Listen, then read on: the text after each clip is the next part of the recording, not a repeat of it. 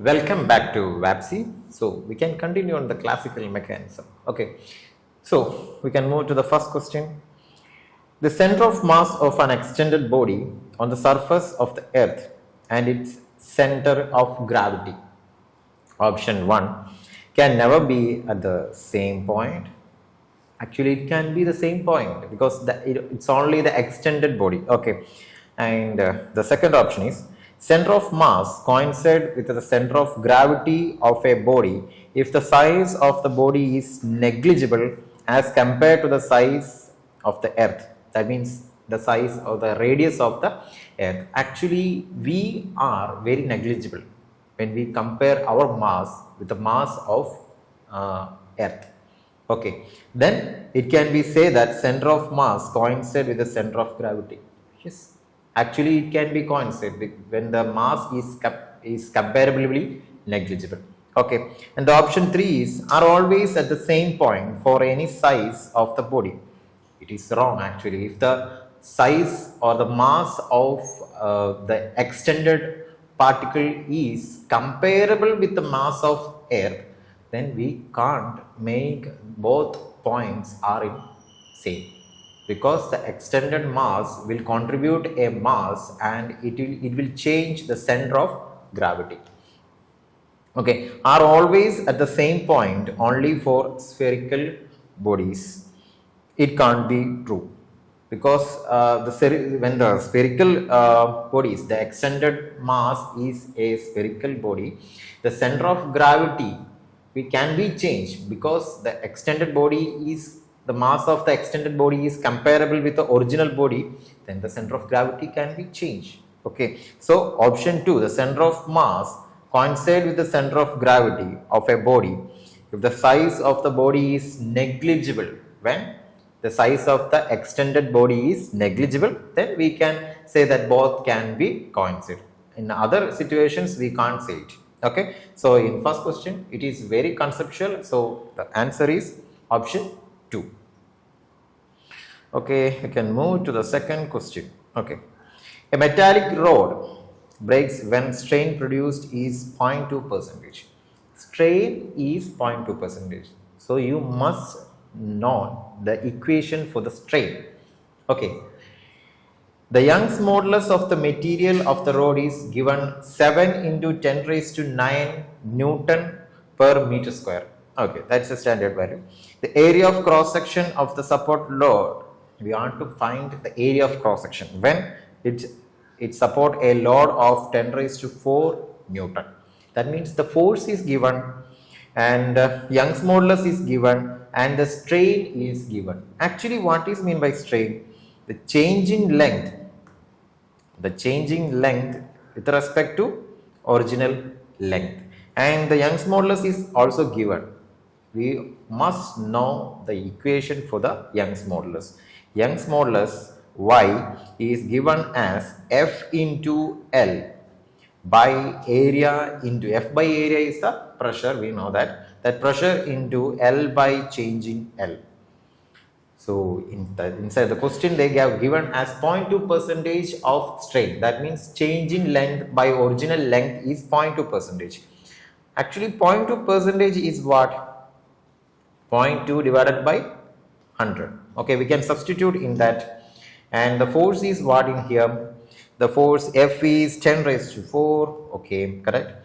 And length, okay, we can substitute that later. And area, okay, area need to find. Okay, area into changing length is 0.2 by 100. Actually, we can change this L to the denominator of changing L by L. That is 0.2 by 100 because 0.2% of strain is given inside the question. Okay, then we can manipulate as Y equal to 10 raised to 4 by A into 100 divided by 0.2. So Y is equal to 10 raised to 6 by 0.2 A. Actually, we have to find what? Area.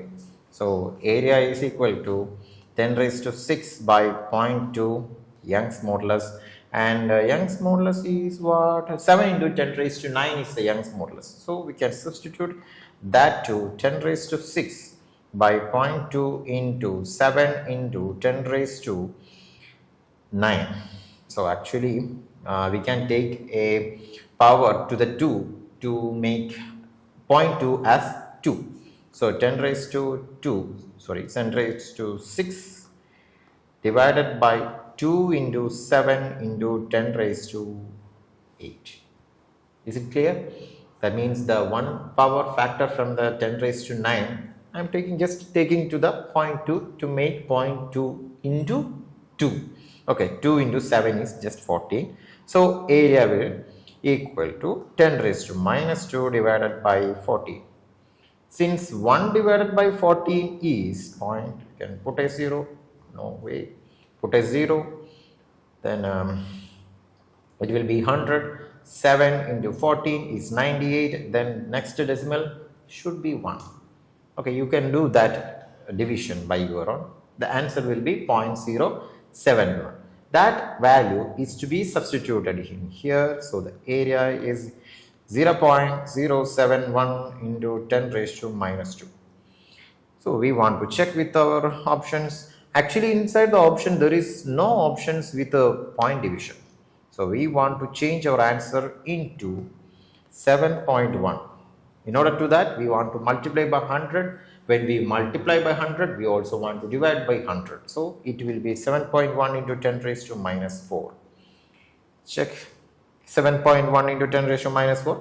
Option A is the correct answer. Okay. So the main part inside this question, the equation for Young's modulus and equation for strain. They are actually doing clubbing these two kinds of equations to one problem. Okay, strain and Young's modulus, two equations, very important. Okay, so we can move to the next question. Okay, a smooth chain of length 2 meter is kept on a table. Okay, such that its length of 60 centimeter hangs freely from the edge. That means if this is a table and the chain has a 2 meter of length. Okay, 0.6, that means 60 centimeter is hanging out of the table.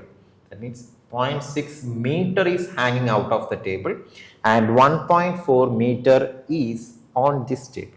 No energy need to place a chain on a table. Okay, the hanging part has an energy. Okay, the total mass of the chain is 4 kilogram.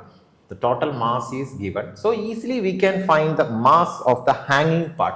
Okay, the work done in pulling the entire chain on the table is, actually when we pull the chain, we have to give an energy to pull the hanging part of the chain. Okay, so we only want to bother about the hanging part of the chain. So I will draw the chain for you.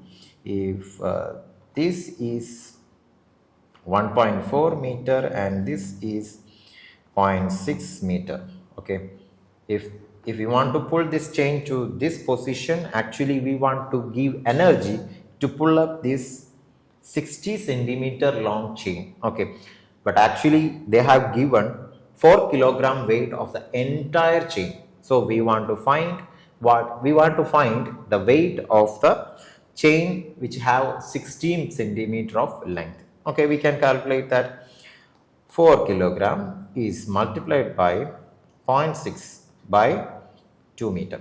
Okay, which gives 2 kilogram into 0.6. That is which gives 1.2 kg. Okay, actually 1.2 kg of chain is only hanging. So we only need to bring that chain. Okay, we only need to give energy to take that chain into the table. Okay, so energy need what? This hanging part has a potential energy. It is not moving. So if we want to pull up, we want to give energy for the potential energy to take that part into the table. Okay, so we need to find the potential energy. What is the equation for the potential energy? P is equal to mgh. That is, potential energy is proportional to height. Okay, but in here, see, in here the height of this part is negligible. Okay, and the height of this part is very long from the table. So in these kind of problems, we are actually taking the average of the particles. That means the average of this particle to this particle. That means it gives a height of 0 plus 0.6 by 2 gives 0.3 meter. Okay, so h is defined as 0.3 meter. Okay, then substitute this our standard equation. Potential energy is mgh and m is 1.2 kilogram and g is what, 10, and h is what, 0.3, which gives 3.6 of joule. Okay, option 1 is the correct answer. Okay, so in here the main part is taking the average of the points, the above the chain and the below the chain. Okay, that is the turning point in this question. Okay, so we can move to the next question. Okay, this question is related to RPM, revolutions per minute. Okay, read the question.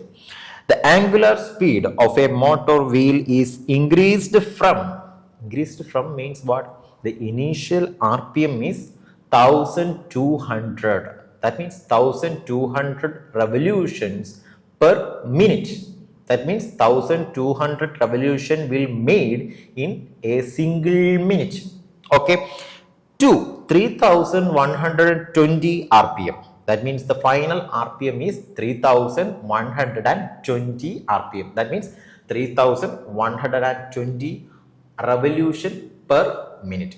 Okay, is made in 16 seconds.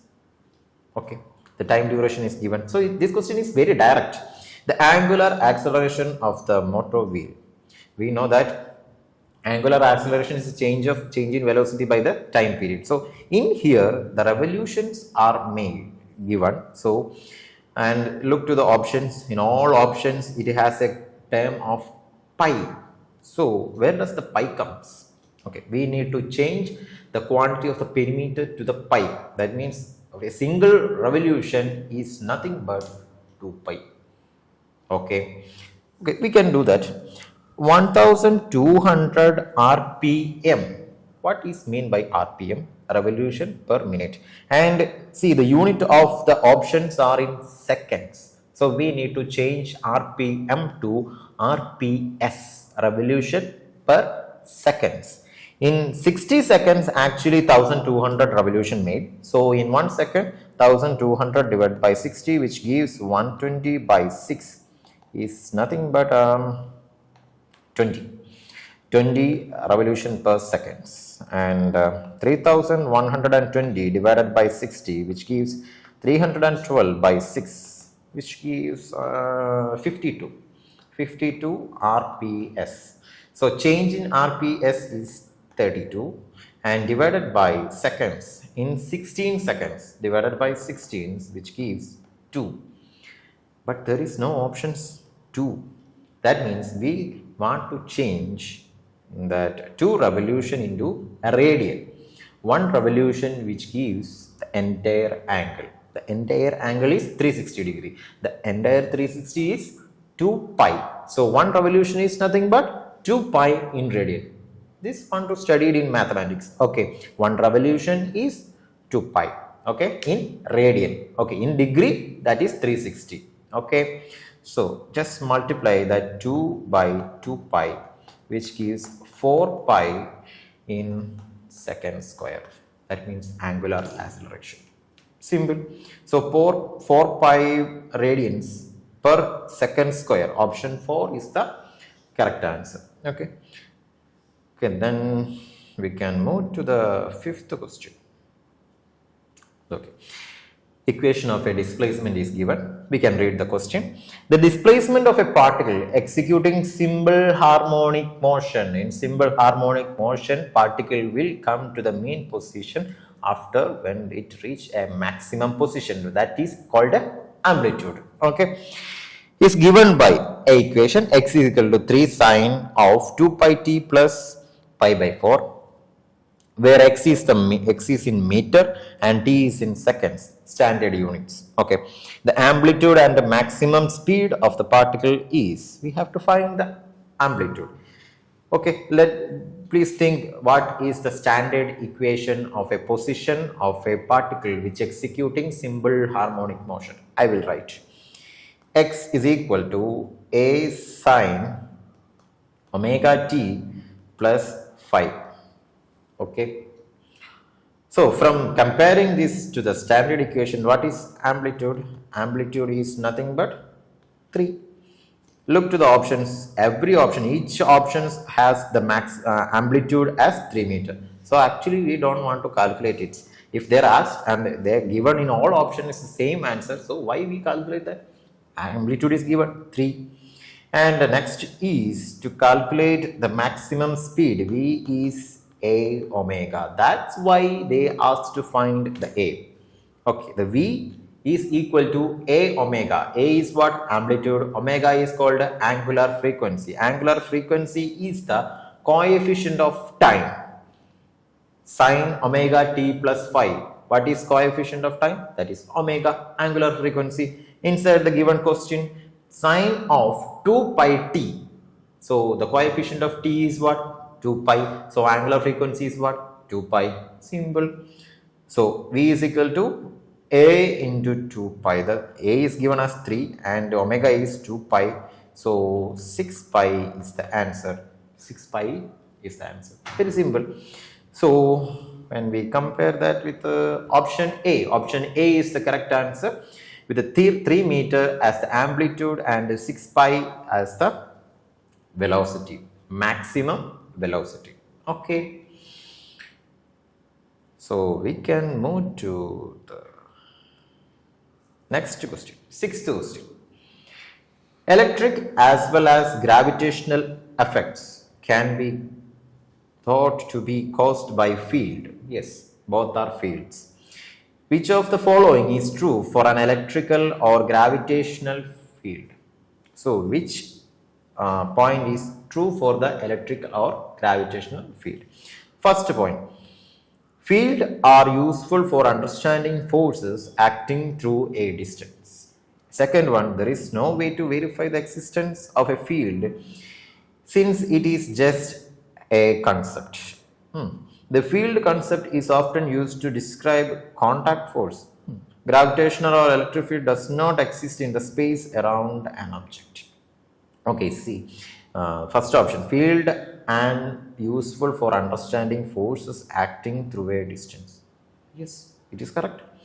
And there is no way to verify the existence of a force field.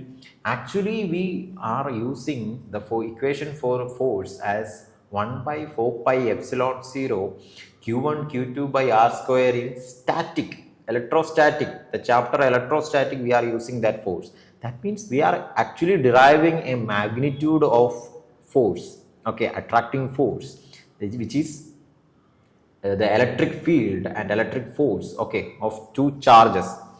And in gravitational, we are actually the F is equal to K into m1 m2 by r square. Actually, we are deriving. So what is mean by that? We can derive the magnitude of the force which acting between two masses.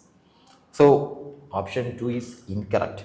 Option 3 is the field concept is often used to describe contact force.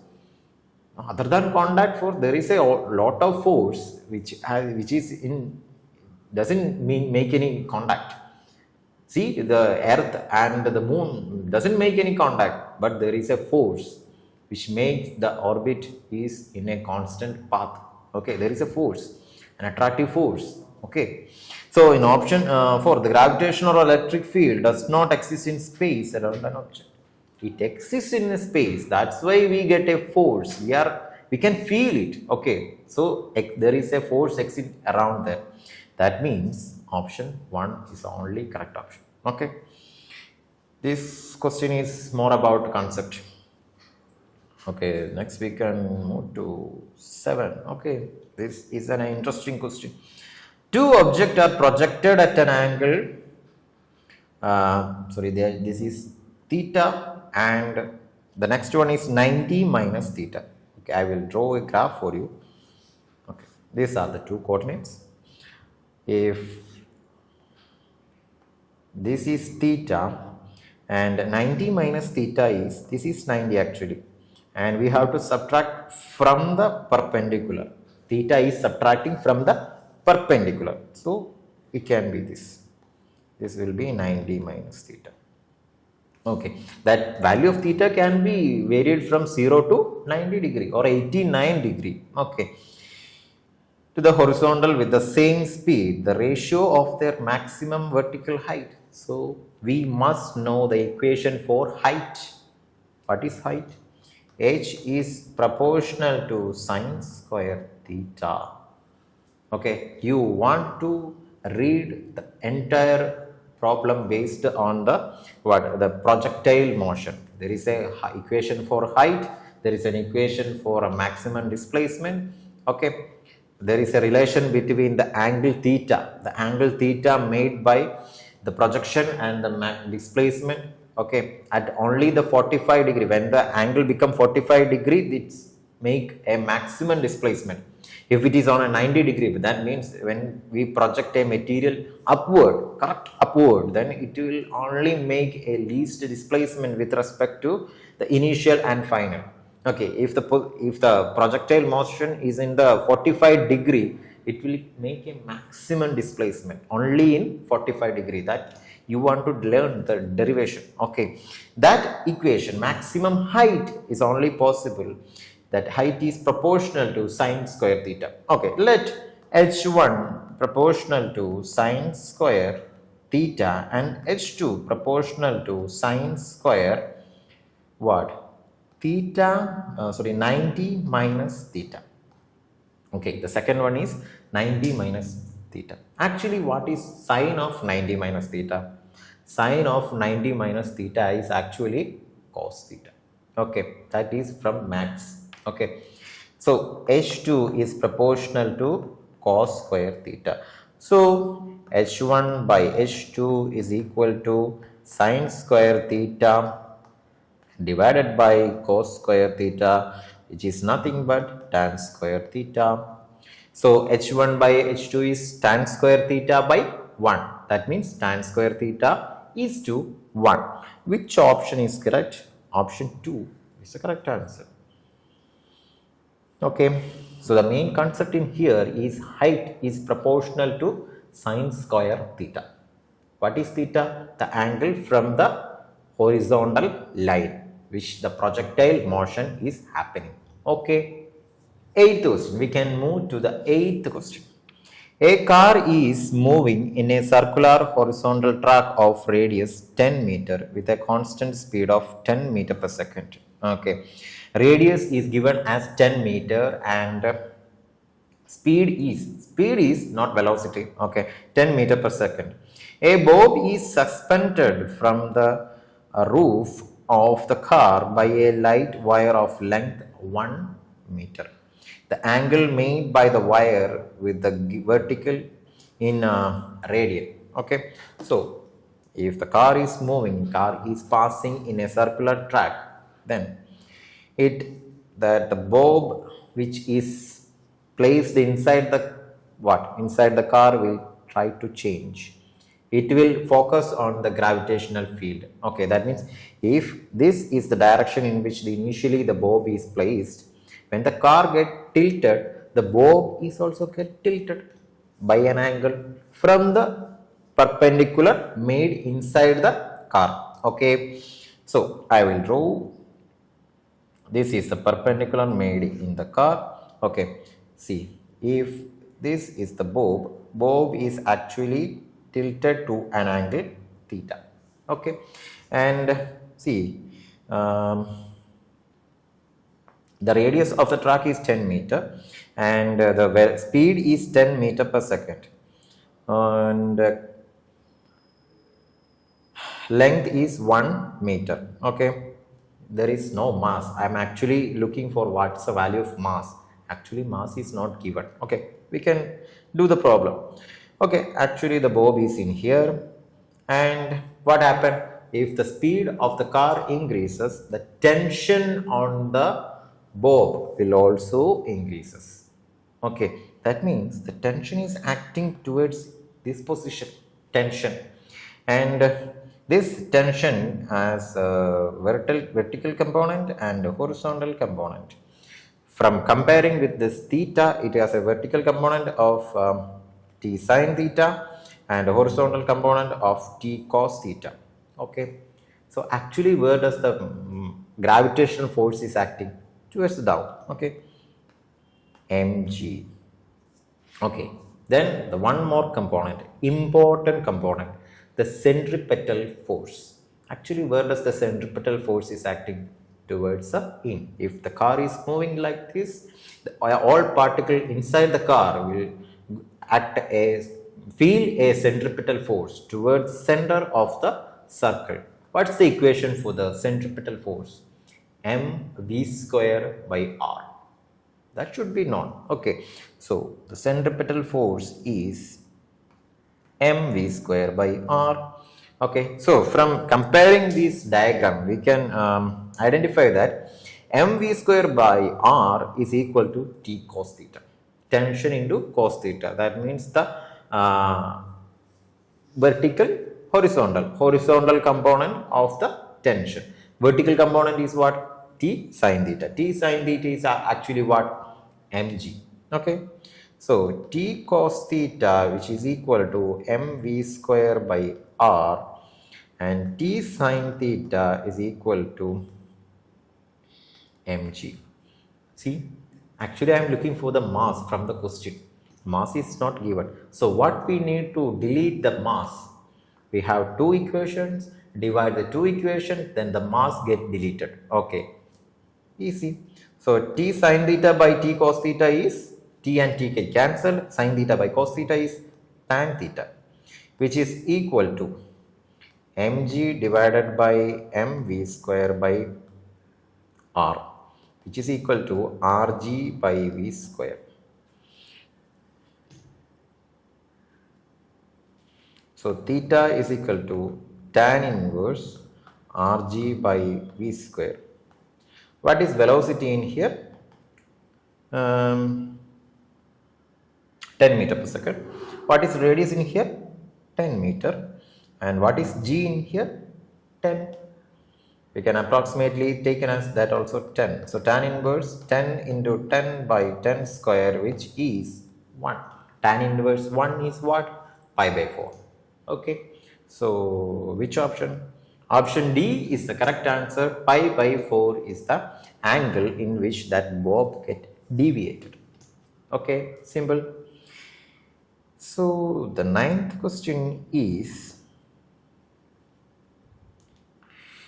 two masses of 5 kg and 3 kg. See, two masses are suspended one by one. Okay, not separated, one by one. Are suspended with the help of massless inextensible string as shown in figure. When the volt system is going upward with the acceleration, that means the volt system is going upward. Okay, that means against gravity. So force will increase, our weight will increase, the body weight get increased when we go upward with a force. Okay, when we go upward with an acceleration, our body weight get increased. That will we can feel that in a lift. When we go upward, we can feel that our body weight is gradually and negligibly increased. We can feel it actually. When we go down in a lift, we can actually feel that our body weight is decreasing. In space, there is no body weight. Because what? Why? There is only mass in space. Okay, there is no weight in space. Why? There is no gravitational field. Gravitational force of attraction, that means the gravitational g, that is an acceleration. When we are in an accelerated field, we get feel of weight. Okay, that means when we are going upward, the gravitational acceleration is already is there, is acting downward, and when we are going upward with an acceleration, that acceleration, the total acceleration on our body get increased. Okay, so g plus a is the total acceleration. We can write that a dash as g plus a, that is the total acceleration. And what is the main question?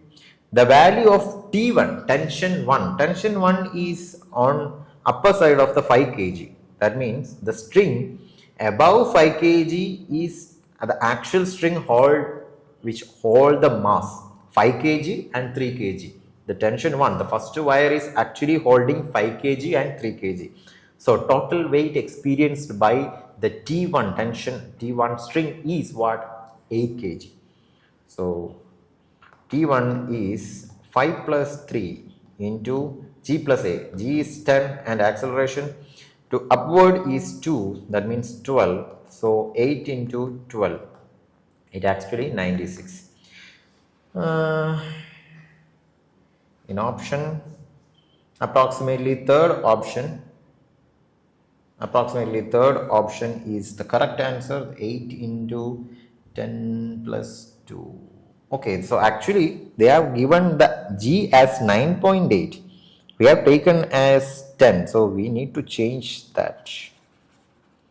If we need to changing 10 to 9.8, actually 8 into 11.8, that is 94.4. okay, there is no error now. 94.4 Newton. Okay, so we want to carefully read the question. Inside the question they have given as 9.8 meter per second square. From the previous examples they have given as G as 10. Okay, so we want to carefully read the question. And the 10th question. 10th question is very simple. That is more related to their lab experiment, Vernier scale. Okay, the Vernier scale of a traveling microscope has 50 divisions. So the Vernier scale division is 50, which coincide with the 49 main scale division. If each main scale division is 0.5 mm, that means one main scale division is 0.5 mm, millimeter. Okay, then the least count of the microscope. We can apply the direct equation for the least count. What's the equation for least count? One main scale division divided by least count LC is equal to 1 main scale division MSD divided by 1 Vernier scale division, which is equal to 0.5 mm divided by 50. Actually 0.5 divided by 50 is what? 0.01 mm. Option 1 is correct answer. Simplest question. Okay. Now we can move to the 11th question. The displacement of a particle m moving in one dimension. That means one dimension means to and fro motion only. Okay, not centered about a point. Okay, it is going in one dimension only. Under the action of a force, okay, is related to time t. Okay, the relation is given t is equal to root x plus 3.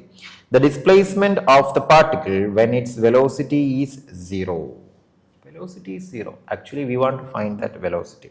So, velocity is nothing but dx by dt. See, here only we have root x. We have to change to the standard formula. So, root x is equal to t minus 3. So, x equal to t minus 3 or square. Okay, so dx by dt is equal to what? 2 into t minus 3 into dt by dt. dt by dt is nothing but 1. Okay, there is no coefficient of in there for t. So, we can stop by this. So, 2 into t minus 3. They are actually saying what? Velocity is 0. So, 2 into t minus 3 is 0. So, t is equal to 3. Actually, they are saying, indirectly giving the time t is equal to 3. We have to find the displacement of the particle when its velocity is 0. Velocity is 0 when t become 3. When t become 3, what is displacement? Displacement x is given as t minus 3. This equation, t minus 3 all square. When t is equal to 3, 3 minus 3 is 0, 0 square is 0. So, option 4, 0 is the correct answer. Okay, bye. Thank you.